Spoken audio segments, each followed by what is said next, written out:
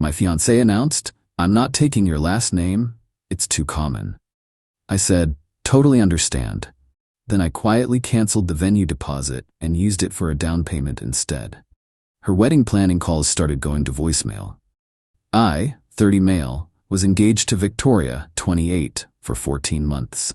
Together for 4 years total. We'd been planning our wedding for next spring, and I thought everything was perfect until 3 months ago. We were at dinner with her parents and sister when the topic of wedding planning came up. Her mom asked about invitations, specifically how we wanted our names displayed. Victoria laughed. "Oh, I'm keeping my last name. No offense, honey, but Johnson is like the most generic name ever. Victoria Ashworth Pemberton just has more presence, you know?" First time I'd heard about this. "We never discussed this," I said, trying to keep it light. She waved her hand dismissively. "I mean, come on. Johnson? There's probably 50 Mike Johnsons in this city alone. My name has heritage, character." Her family nodded along like this made perfect sense. "Okay," I said, "but this feels like something we should have talked about." "Don't be so traditional, Michael. It's 2024. Here's the thing, I don't care if she takes my name or not. Genuinely. What I cared about was the way she said it, like my family name was something embarrassing, something beneath her. My grandfather was Michael Johnson Sr. Came here with nothing, built a construction business from scratch. My dad, Michael Jr., expanded it. Now I'm Michael III, and yeah, it's common, but it's mine. The real kicker? Victoria's last name isn't even real. Her dad legally changed it from Pembowski to Ashworth Pemberton 15 years ago because he thought it sounded more professional for his real estate business. But I smiled and said, "Totally understand." What Victoria didn't know was that the $8,000 venue deposit was sitting in my personal savings account, not yet transferred. The wedding was 8 months away. Plenty of time to think. That night, she kept going. "Maybe you should consider taking my name? Michael Ashworth Pemberton has a nice ring to it. Very sophisticated." "I'll think about it," I said. I thought about it for exactly 3 minutes. Then I started making different plans. Update 1. The next few weeks were eye-opening. Once I started paying attention, Victoria's entitlement was everywhere. She'd made a wedding Instagram account, @Victoria Ashworth Pemberton Bride. Notice how my name appears nowhere. The bio read, "Elevating a simple man to extraordinary heights." Simple man, that's what I'd become. She hired a wedding planner without consulting me. Cost $5,000. When I asked about it, she said, "Don't worry, Daddy's paying for it." I thought we agreed we were paying for our own wedding? Well, you clearly can't afford the wedding I deserve, so Daddy stepped up. The wedding I could afford, with my savings and income from running a branch of my family's construction business, was apparently not good enough. She wanted a $75,000 wedding. My budget was $30,000, which I thought was already generous. Then came the guest list drama. Her list, 180 people. My list, 75 people. "You need to cut your list," she announced. "My list is already half of yours." "Yes, but my guests are more important. Daddy's business associates, Mom's charity friends, your construction worker buddies don't really fit the aesthetic." Those construction worker buddies include my cousins and uncle. "Can't they just come to the reception? After dinner?" That's when I made my decision. I called the venue and canceled. Got the full deposit back since we were outside the penalty window. Took that $8,000 and put it toward a down payment on a house. Just for me. Victoria started calling about flowers, cakes, bands. I'd listen, say "Sounds great, babe," and continue not putting down any deposits. She never noticed because Daddy was supposedly handling the money. Except Daddy wasn't as rich as she pretended. I knew this because I'd done work on his properties. Dude was leveraged to his eyeballs, robbing Peter to pay Paul. But image was everything to the Ashworth Pembertons. Update 2. 2 months before the supposed wedding date, everything started unraveling. Victoria had been posting constantly on her wedding Instagram. Dress shopping photos, cake tasting venue photos. From their website, she hadn't noticed we'd never actually been there together. Then the venue called her. I was there when she took the call. Watched her face go from confused to panicked. "What do you mean we don't have a booking? My wedding is in 8 weeks. Check again." She was near tears. "Michael, there's been some mistake. They say we never confirmed our booking." Weird. I said, not looking up from my phone. Did you want me to call them? Yes. Fix this. I made a show of calling. Hi, this is Michael Johnson. My fiancé says there's an issue with our booking. Oh, we never placed one? Do you have any availability in 8 weeks? No? Fully booked? I see, thanks. She was hyperventilating. Call another venue. Any venue. Babe, nobody's gonna have availability 8 weeks out. Maybe we should postpone? Postpone? I've already sent save the dates. My dress is being altered. This is your job, Michael. You had one job. I thought Daddy was handling everything. She glared at me. The groom books the venue. Everyone knows that. First I'm hearing of it. She called her dad, sobbing. He promised to make some calls. Those calls resulted in exactly nothing, because surprise, you can't book a wedding venue 8 weeks out during peak season. Then the other dominoes fell. The photographer called. Where should he send the contract? The florist wanted a deposit. The band needed confirmation. Victoria's dad finally admitted he couldn't cover everything. He could give us $10,000 max. That won't even cover half. Victoria screamed at him. She turned to me. You need to fix this. Take out a loan if you have to. A loan? For a party? It's not a party. It's our wedding. Which you apparently want to be the Victoria Ashworth Pemberton show, featuring her embarrassingly common fiancé. I never said embarrassing. Elevating a simple man to extraordinary heights, she actually looked confused. That's romantic. That's when I showed her my phone. The house listing. I bought a house. You, what? When? With what money? 3 weeks ago, with the venue deposit money plus my savings. Her face went through about 17 different emotions. You? You stole our wedding money? My money, from my account. For a wedding you clearly don't want me at anyway. Of course I want you there. You're the groom, right? The interchangeable Johnson groom. So common, so simple. Update 3, Victoria went nuclear. She showed up at my parents' house, crying to my mom about how I'd sabotaged our future. Mom, God bless her, served her tea and listened patiently. Then said, honey, you publicly called our family name common and embarrassing. What did you expect? I didn't mean it like that. How else could you mean it? Victoria tried rallying her friends. Posted on social media about how I'd financially abused her by stealing our wedding funds. Except her friends knew she'd been bragging about how her daddy was paying for everything, so that narrative fell flat. Her sister, Penelope, yes really, called me. You need to fix this. Victoria's a mess. She's welcome to marry someone with a more distinguished name. You're being petty. I'm being practical. Why would I pay for a wedding where I'm clearly an accessory? Then came the ultimatum. Victoria showed up at my work, my family's construction company office, dressed to the nines, clearly expecting a rom-com reconciliation moment. If you don't fix this wedding situation, we're done, she announced in front of my dad and 3 employees. Okay, you'll fix it? Okay, we're done. She laughed, that fake laugh she did when she was nervous. You're not serious. I pulled out my phone, showed her the house again. Closing's next week. You should probably start looking for a new place. I'm not moving out of our apartment. Your name's not on the lease. Mine is. You can't just kick me out. You're right, you have 30 days. She started ugly crying. The mascara running, nose dripping kind. You're throwing away 4 years over a name?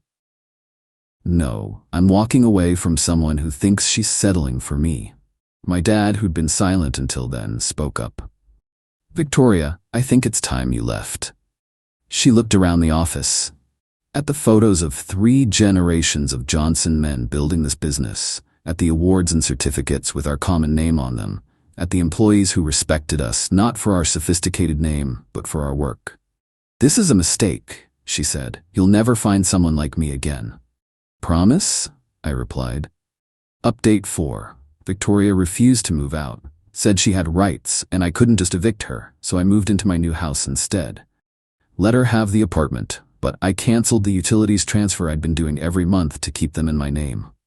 She'd have to set up her own accounts now. She lasted 5 days before the power got shut off. Apparently, she'd never paid a utility bill in her life and didn't understand why she couldn't just tell them to turn it back on. She called me 18 times that day. I answered once. The power's off. Call the power company.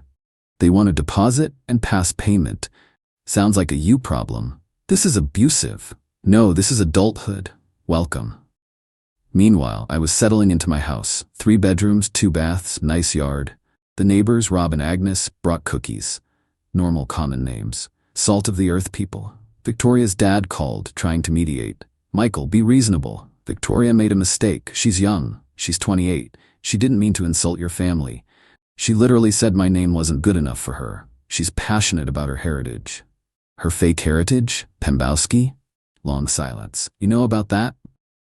I work in property, sir. Public records exist. He sighed. What will it take to fix this? A time machine? The wedding date came and went. Victoria posted some cryptic messages about surviving betrayal and rising above financial abuse. Her friends started reaching out to me from my side. I told them the truth. She didn't want my name. I didn't want to pay for a wedding where I was basically a prop. Plot twist. 3 of her bridesmaids admitted they'd been relieved the wedding was off. Apparently, Victoria had been a bridezilla nightmare, demanding they all lose weight, get matching hair extensions, and spend $500 each on dresses they'd never wear again. Update 5. Last week was when karma really showed up. Remember how I said Victoria's dad was leveraged? Well, his house of cards collapsed. Failed to make payment on 3 properties. Bank started foreclosure proceedings. Suddenly, the Ashworth-Pemberton empire was crumbling. Victoria had to move back home to their now soon-to-be foreclosed house.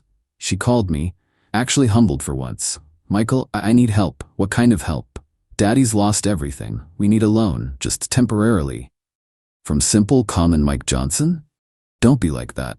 Like what? Honest? I'm sorry, okay? I'm sorry I said those things about your name. Are you sorry you said them, or sorry there were consequences? Silence. That's what I thought. Please, we could lose the house. Your dad changed his name and over-leveraged himself trying to appear wealthy. That's not my problem to solve. I thought you loved me. I did, but you loved the idea of upgrading me into someone worthy of you. She started crying. What am I supposed to do? Get a job, like us common people. I have a job. Part-time at a boutique that pays minimum wage isn't a job, Victoria. It's a hobby. Her mom called next, tried the guilt approach. Michael, after everything we've done for you, what exactly have you done for me, Mrs. Ashworth-Pemberton? Or should I say Mrs. Pembowski? She hung up. Then came the Facebook post from Victoria. When you realize the man you thought would protect you abandons you in your darkest hour. My cousin's wife commented, didn't you refuse to take his last name because it was too common? Victoria deleted the post within an hour. Update 6. 2 days ago, I ran into Victoria at a coffee shop. She was with a guy, suit, slicked hair, pretentious watch. She saw me and tried to pretend she didn't, but he noticed. Is that Mike? He asked. The ex? She mumbled something. He walked over, extended his hand. Reginald Worthington III. Of course it was. Mike Johnson III, I replied. Ah, the construction worker. Construction business owner, actually. You?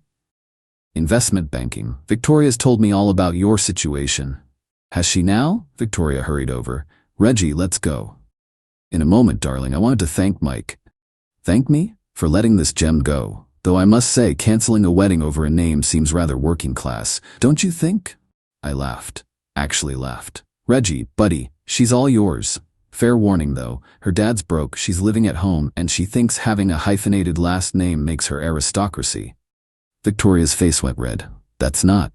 Oh, and she comes with about $12,000 in credit card debt she hasn't told you about yet.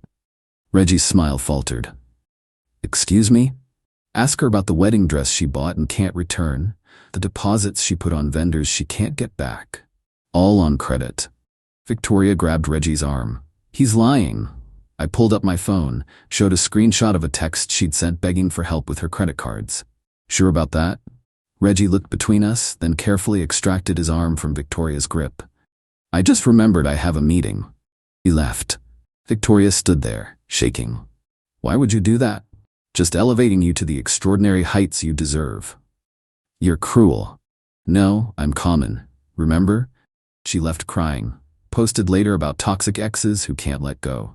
Penelope messaged me. That was harsh. Was it false? No, but still. Your sister thought she was too good for my name. Now she's learning what her name is actually worth. Final update. It's been 6 months since I canceled the wedding venue. Victoria is working full-time now, at a call center. Lives in a studio apartment on the wrong side of town. Still has the Ashworth Pemberton on her social media, but reality has a way of humbling people. Her dad declared bankruptcy. They live in a modest rental now. He works as a property manager for someone else's real estate company. Ironically, it's a company that contracts with our construction firm. We're professional when we interact. Reggie Worthington III dated her for exactly 2 weeks before Googling the Ashworth Pemberton dynasty and finding out about the bankruptcy, the debt, the whole facade. He ghosted her mid-date, stuck her with a $300 dinner bill she couldn't pay. The restaurant called me since my number was still listed as her emergency contact from when we'd been there before. I laughed and gave them her dad's number. My house is coming along great.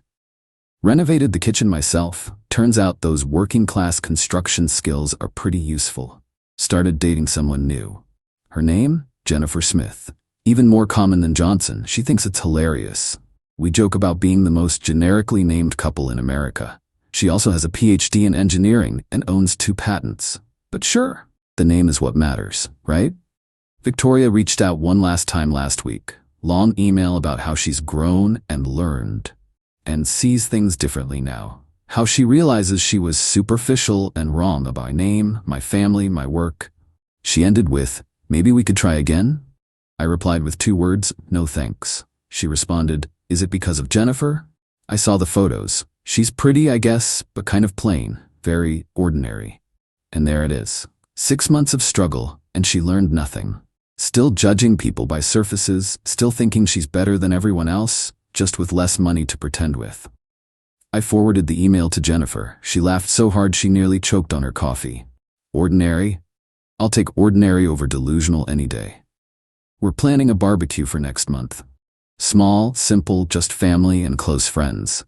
My construction worker buddies, her engineering nerd colleagues, burgers and hot dogs in the backyard of my common-named house. Victoria's Instagram story that day. Some people peak with mediocrity. I was born for more. Sure, Victoria, let me know how that works out for you. Oh, and the best part? Jennifer and I were discussing future plans last week. She mentioned she'd probably keep her name if we ever got married. Smith is just easier for publications and patents, she said. Totally understand, I replied, and actually meant it. Because that's the difference. She had practical reasons, not snobbish ones. She wasn't ashamed of potentially becoming a Johnson. She just had her own identity to maintain. Respect goes both ways. Victoria never learned that lesson. The Ashworth Pembertons are still trying to maintain their image on social media, still pretending they're something special. But everyone knows now. The emperor has no clothes and their made-up name can't cover that up. Me? I'm Mike Johnson III. Common name, good credit, nice house, happy relationship. Living that beautifully ordinary life that Victoria was so desperate to escape. Funny how things work out. Last I heard, Victoria was dating a guy named Christopher Anderson Fitzgerald Mountbatten. Yeah, really. Completely made up, just like Ashworth Pemberton. They're perfect for each other. 2 people pretending to be something they're not, holding on to hyphenated fantasies while reality pays them minimum wage. My buddy from the title company told me she Googled whether she could legally add more names to make herself sound even fancier. Apparently, Victoria Ashworth Pemberton Anderson Fitzgerald Mountbatten is technically possible. Good luck fitting that on a driver's license. Meanwhile, I just signed a major contract for my company. The client specifically asked for Johnson Construction because 3 generations of quality work means more than any fancy name ever could. Turns out common names do just fine when they're backed by actual substance. Who would have thought?